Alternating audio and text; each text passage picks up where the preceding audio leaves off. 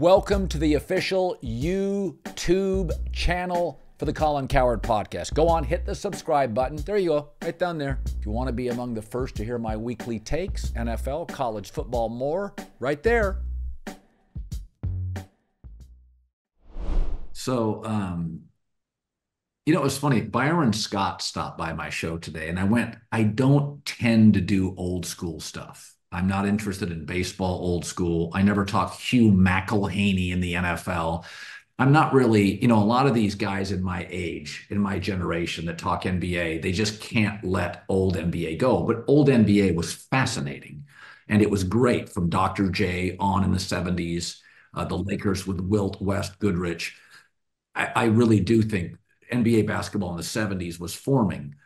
And then I said like James Brown and Elvis Presley did this to music.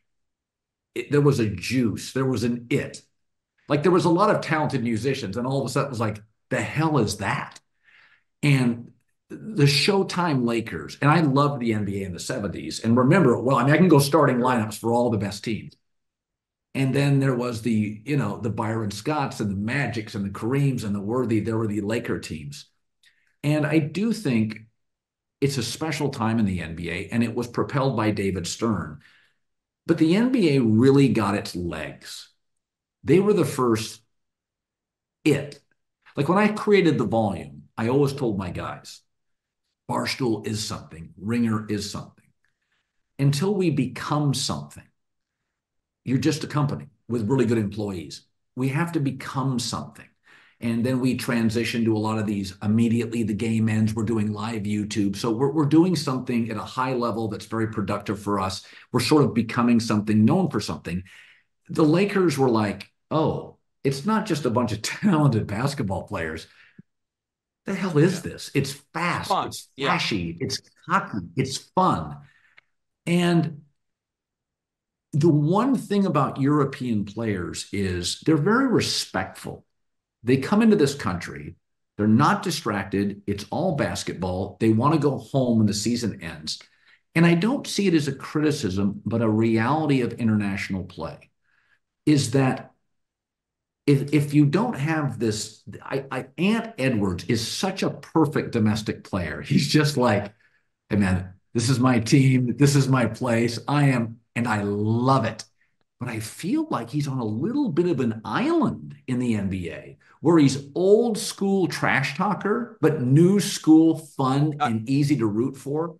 And I do worry that sometimes the international players, it's almost out of respect. Well, except for Luka, who seems to not really respect anybody. And I mean, he's maybe my favorite guy. So I think the NBA needs Ant, because so do I. It might be an uncomfortable reality, but it is the reality that part of the appeal of the NBA is it feels urban and tough and gritty, and guys are dunking on you and telling you and about trash talking. Yes. That is a part of the league, as much as big hits can be a part of football. And even as much as they try to legislate it out, it gets people going. And now we know what a clean hit is, and we love it, all of it. And I can appreciate the skill and beauty of what Jokic and Luka can do. And Luka is one of my favorite players.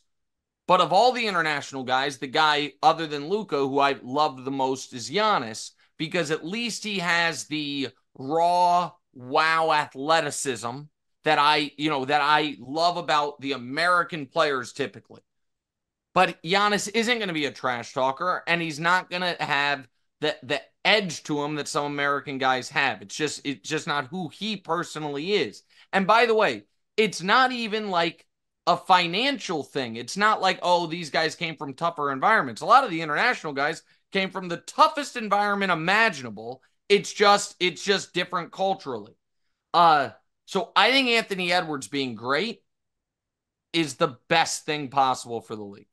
And I think that it's a big burden for him, and it's a large weight on his shoulders, but it's also, you know what I can't get out of my head when I watch Ant at least a little bit is, man, I feel like Ja screwed this up, man. Because Ja had a Yeah. huge head start. And there But but but Ja's a flawed player. So Ja weighs that 174 part's pounds. true. No, no, no.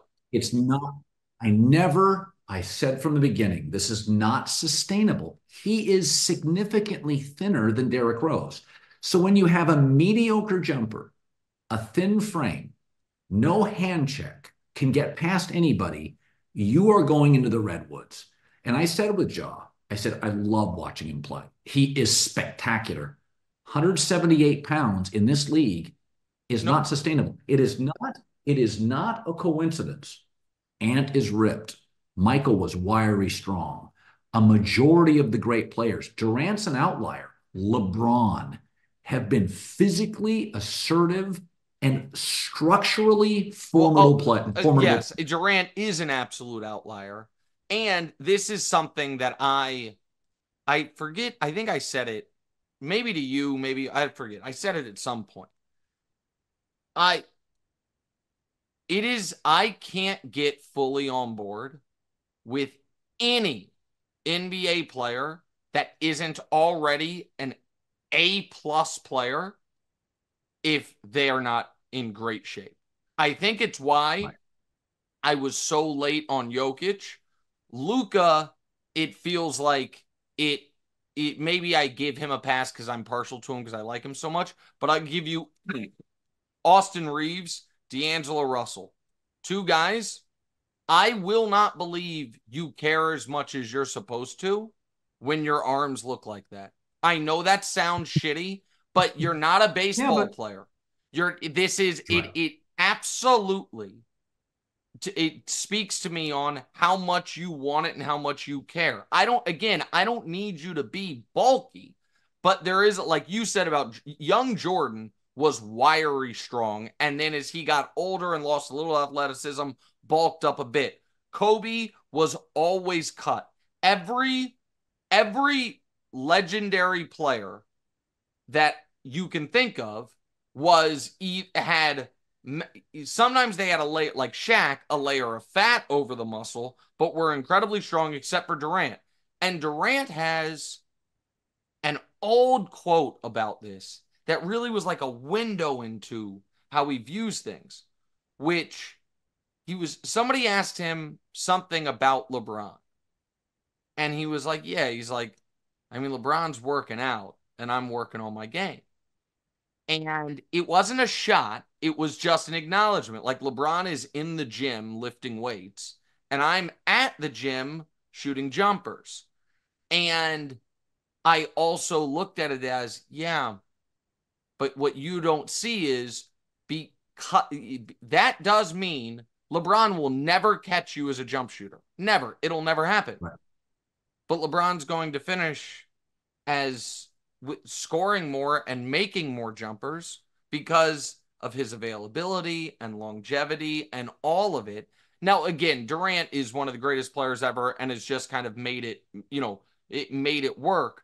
But your point on Ja is correct, is from a longevity perspective. The point I was making is for however long that window was, he squandered a year and a half of it for nonsense. You know what I mean? For nothing when we were dying for, because this is another reason why, because Steph, as great as Steph is, and Steph, by the way, another guy, Steph is ripped.